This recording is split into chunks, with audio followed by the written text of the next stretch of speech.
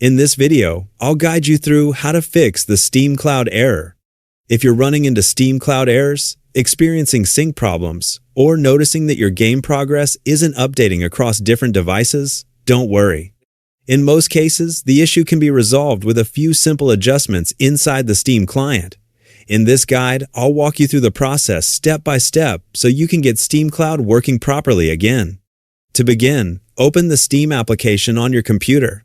If you're not already signed in, click the Login button and enter your account name and password. After entering your credentials, click Sign In to access your Steam account. Once you're logged in, you'll arrive at the Steam homepage. Now, move to the top left corner of the Steam window and click on Steam. From the drop-down menu, select Settings. This will open the main settings window where you can manage different features of your Steam client. Inside the settings window, locate and click on the Cloud section. Here you'll find the option to enable Steam Cloud synchronization. Make sure the setting labeled Enable Steam Cloud is turned on. This feature allows your game saves and progress to sync automatically between supported devices, making it easy to continue playing wherever you sign in. If the cloud option is already enabled but you're still seeing the error, return to your library and locate the game that's experiencing the problem.